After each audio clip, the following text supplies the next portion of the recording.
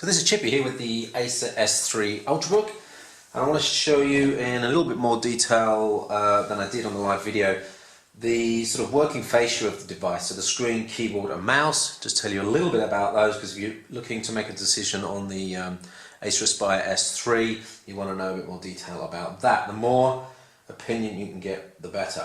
Start with the screen. It's 13.3 inches, 1366 by 768, not the highest resolution, and for a 13.3 inch screen you could go to a higher pixel density. The Acer UX31 proves that with its higher resolution 1600 by 900 screen. Having said that, it is not a low pixel density by any means. It's just that if you're used to higher pixel density, it'll look a little bit, the text fonts will look a little bit bigger. Certainly to the older eye that might be an advantage. The brightness of the screen is quite good. It can get a little bit washed out when we go to the higher brightness settings, but it's not bad, not unusable in any sense, and the contrast ratio, although it's not the best in class, the blacks are not the blackest, it is certainly acceptable for the price of this device, I think, and it won't be a showstopper for many people. It is a glossy screen, and there is some serious drop-off in viewing angles, so you are pretty much forced to use one angle, and that's about it for the camera there. Left and right, not too bad, but not fantastic. It's definitely a single-user device, so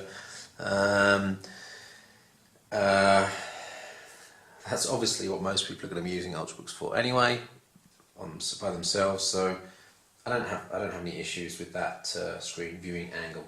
If this had been a tablet, then maybe there would be something to talk about. So let's go to the keyboard here. We're in a fairly low lit room, and there's no backlight on the keyboard. Now, combined with the contrast between the grey and the white on the keys, and I just want to zoom in on that, you'll see it's really not that easy to see the keycaps, and I've kept the brightness fairly low there so that you can see that the contrast is not too high. Could really benefit from a backlight here for those that use in low light scenario.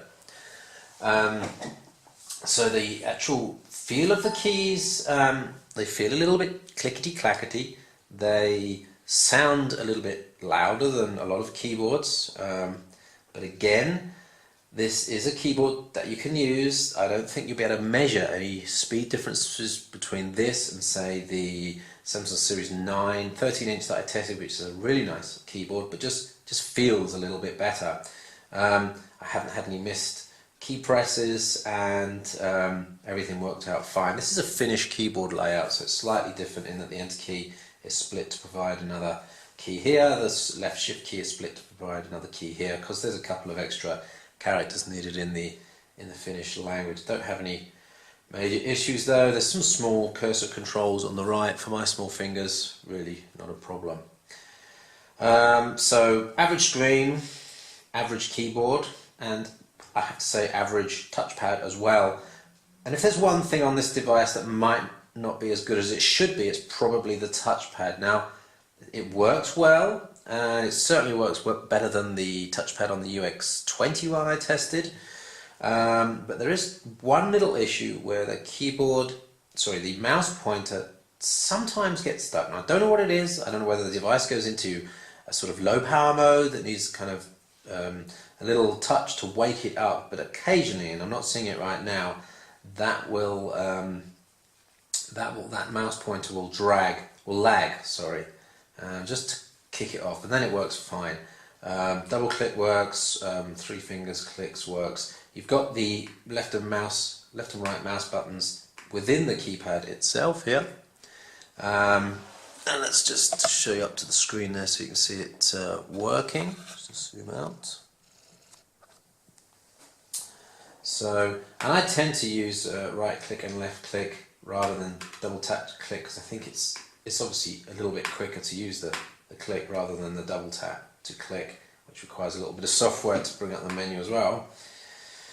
Yeah, but having said that this is probably needing a little bit of improvement. Overall, I've been writing articles on this, I've been using it, hit the ground running, no showstoppers on it.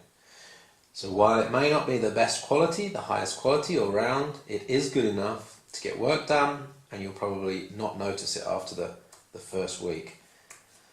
So that's the keyboard, mouse and screen on the Acer Aspire S3. My name's Chippy, we're from ultrabooknews.com. So if you've got any questions, drop them on the comments section underneath this YouTube video or on the site, and I'll try and get back to you as soon as possible. Don't forget to like the video, follow us on Twitter, we're also on facebook.com/Facebook. Thanks for watching.